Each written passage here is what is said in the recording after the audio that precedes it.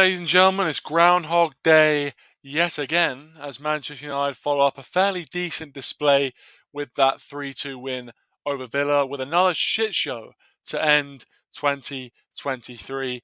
A 2-1 defeat to Nottingham Forest, fully deserved by the home side, a 2-1 win.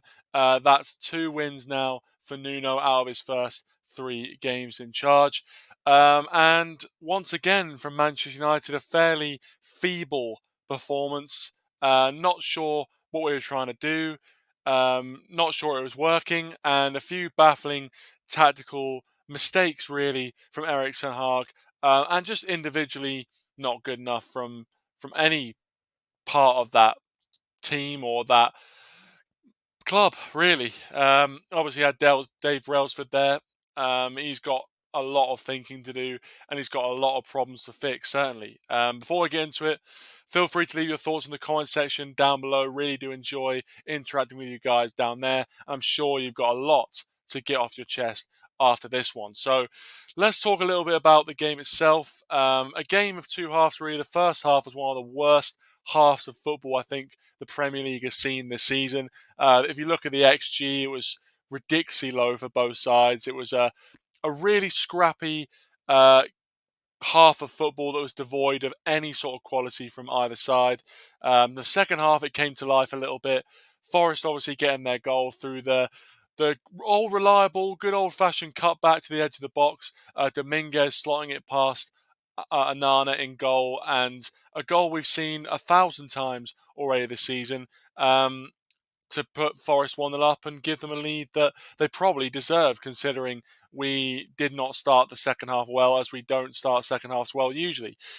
We then get a goal back through Rashford, his third goal in the Premier League this season. It was actually a really good finish, a poor bit of goalkeeping from Matt Turner to misplace his pass. Garnacho did really well actually to gather the pass and then cut it back for Rashford, who also leaves Turner standing and puts it in the far corner. A good finish from him.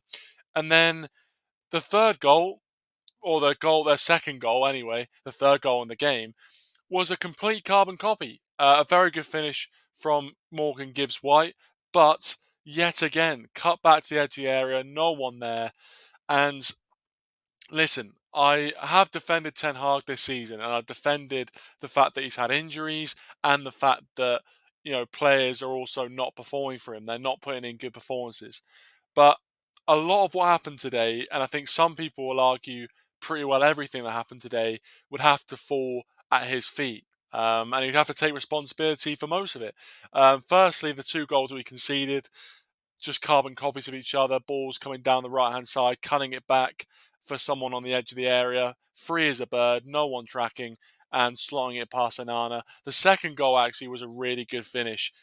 Used Johnny Evans, who was kind of standing in the way on signing Anana, as a bit of a mannequin almost. You'd place a mannequin there and just bend it round Johnny Evans into the back of the net. It was a great finish. But the fact that we're seeing these goals being conceded over and over again this season is a huge worry. Is a huge worry, and something that has to fall at the feet of the coaching staff, especially the defensive coaches and Ten Hag as a whole. And then the most baffling thing I think I've seen today was the halftime substitution of Kobbie Mainoo. Now, I think a lot of people felt that it must have been an injury. Mainoo picked up a little bit of a knock in that first half. I think there was something wrong with his head. I think he got a bit of a hit to the head. Or at least he was holding his head anyway. So maybe people thought it was a bit of concussion, or there was something going on, that a precaution was taken that he had to come off. He brings McTominay on for Kobbie Mainoo, which we now know was a tactical switch. That blows my mind. It really, really does, I've got to say. And Mainoo really is the only player in this Manchester United team right now who gives us any sort of control in a game of football. As soon as he goes off the pitch, we have no control. Yes, we might be able to still create some things going forward, but our midfield is fairly vacant, especially when you've got Eriksen and Fernandes alongside McTominay. Really, that midfield is not the sort of midfield that's going to dictate games and control games for your team. And it showed. McTominay comes on. He has a very poor cameo, doesn't really offer too much going forward, and ultimately end up conceding two goals as well, where you'd hope your defensive midfielder would be there covering the edge of the box and blocking those sorts of shots. Just a horror substitution really from Ten Hag, and he backed it up in the post match, which again doesn't help his cause. And I think the McTominay Hill as well as the Anthony Hill, which again Anthony absolutely woeful performance from him. He was hooked for Ahmad, who looked a bit more threatening, but the Anthony Hill and the McTominay Hill seem to be two hills that Ten Hag is willing to die on and probably will eventually die on as well. I think they will cost him his job. So, listen, today I think Ten Hag was probably the main protagonist. We didn't do much with the chance we did create.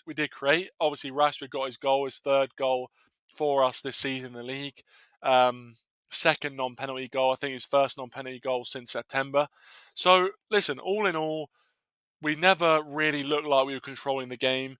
I thought the first half, both sides really played a shocking game of football, and that was the time where if we actually decided to pull our finger out our ass, we actually would have maybe got ahead in the game. We would have actually been able to pounce on the fact that Nottingham Forest were terrible for the first kind of 45 minutes of that game, but we couldn't. And I think Forest were happy that we didn't turn up, and they were able to be better second half, and they were.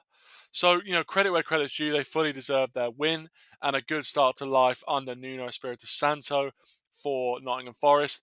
Where does that leave Ten Hag? Well, I mean, listen, my opinion is I don't see who we're going to bring in who's going to magically make this better. However, game by game, I am starting to lose faith that Ten Hag is the right man and or whatever, that he's going to be able to turn it around. Um, I just don't see it. We're just so inconsistent.